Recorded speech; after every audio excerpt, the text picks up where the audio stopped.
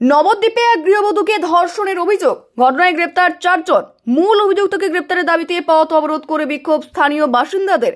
ঘটনাটি নদিয়ার নবদ্বীপের 16 নম্বর ওয়ার্ডের রেল গুমটির ঘটনা। অভিযোগ, নবদ্বীপ 16 নম্বর ওয়ার্ডের এক গৃহবধূ বাড়িতে তার নিজের 1.5 বছরের বাচ্চাকে নিয়ে ঘুমিয়েছিলেন। সেই সময় হঠাৎ ওই পাড়ারই কয়েকজন যুবক ঘরে ঢুকে সেই মহিলার শ্লীলতাহানি ও ধর্ষণ করে বলে অভিযোগ ওঠে। জানা গিয়েছে, ঘটনাটি ওই মহিলা সোশ্যাল মিডিয়ায় ছবি দিয়ে প্রকাশ করেন। ওই পাড়ার মধ্যে দিনে রাতে চলে জুয়া খেলা, বসে মদের আসর, প্রতিনিয়ত বিভিন্ন অসামাজিক কাজকর্ম করে ওই অভিযুক্তরা। প্রতিবেশীদের অভিযোগ, দিনে দুপুরে এখানে এই রকম জুয়া ও মদের আসর বসে। কেউ প্রতিবাদ করলে তার কপালে জোটে হুমকি। ইতিমধ্যেই নির্যাতিত মহিলা 5 অভিযুক্তের ছবি দিয়ে সোশ্যাল মিডিয়ায় ভাইরাল করেছে তাকে ধর্ষণের কথা বলে। একই সাথে নবদ্বীপ থানায় একটি অভিযোগ দায়ের করেছে মহিলার স্বামী কর্মসূত্রে ভিন রাজ্যে থাকায় বাড়িতে স্ত্রী এবং মেয়ে একাই থাকতো, আর সেই সুযোগে মহিলাকে ধর্ষণ করার অভিযোগ ওই 5 জনের বিরুদ্ধে। অভিযোগটা কি আপনাদের? আমার ওর বিরুদ্ধে অনেক অভিযোগ আছে। ও এই পাড়ার ছেলেপেলেকে দিয়ে মদ খাওয়ানো, জুয়া খেলানো, সমস্ত কাজ মানে কুকর্মগুলো সমস্ত করায় ওই হচ্ছে মেন মাথা। ও এই যে নীলচাঁদ দেবনাথ, যার নাম মানে ডাক নাম চুটকি দেবনাথ, ও তো বাড়ির মানে পাড়ার নেতা, ও তো শাসন করবে, ও শাসন না করে ছেলেপেলেকে এগিয়ে দেয়। ও তৃণমূল করে,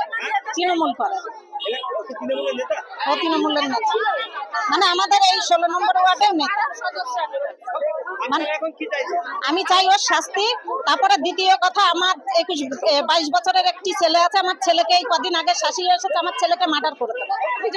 এই যে এখানে একটি বইয়ের ধর্ষণ করা হয়েছে, আর এমনিতে ও খুব সবাইকে থেট দেখাতো। আমার বাড়ির সামনে রাতে 10-11টা অব্দি বসে থাকে। তা আমার স্বামী টোটো চালায়, বাইরে যায় চালাতে, আমি তো একা থাকি। আমার ওখানটায় দাঁড়িয়ে বসে বসে বলবে, সে ভাষা খিস্তি দিয়ে বলবে যে আমি এখানে তো বেঁচে তো থাকবো, আমি সন্দেশ খালি বানিয়ে ছাড়বো পাড়াটাকে। এটা নীলচাঁদ দেবনাথ চুটকি। আমাকে থেট করেনি, কিন্তু আমি তো সেই প্রতিবাদে গেছিলাম, তার জন্য আমাকে শোনাচ্ছে এইসব। এলাকার পরিবেশ নষ্ট হচ্ছে ওই সমাজ বিরোধীদের দৌরাত্মে।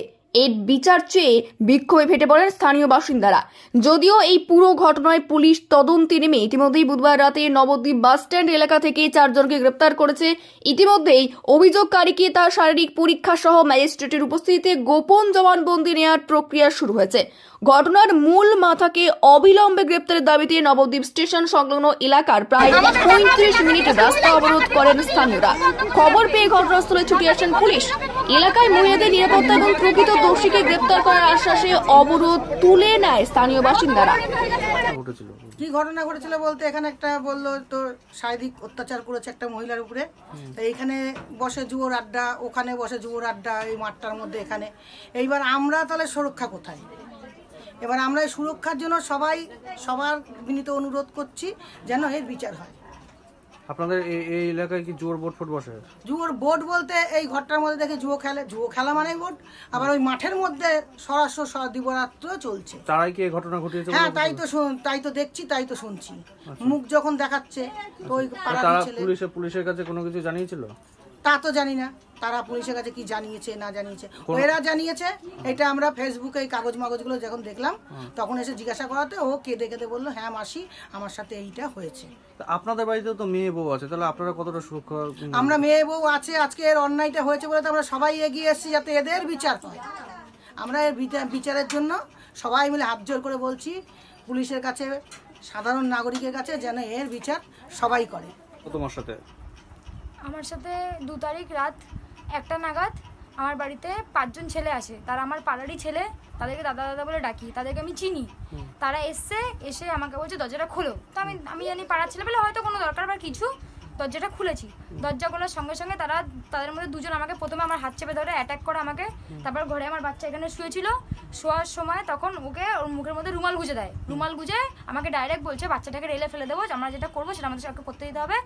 কোনো পাড়ার লোক জানে না, কোনো চিল্লামিল্লি হবে না, কোনো কিছু হবে না, তুমি চিল্লামিল্লি করলে বাচ্চাটাকে আমরা রেলে ফেলে দেবো, এরকম বলছে। রেলে কেটে যাবে, মরে যাবে, ভালো হবে, সেটা আমাকে এভাবে বলছে।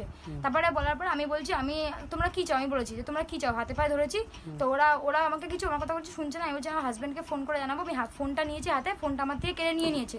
কেড়ে নিয়ে আমার মুখ ফুক বেঁধে আমার কাছে এখানে উন্না ফুন্না পড়েছিল, ওইসব দিয়ে মুখ ফুক বেঁধে আমার সাথে ওরকম 5 জন মিলে ওরকম করেছে, খারাপ কাজ, রেপ করেছে স্যার আমাকে।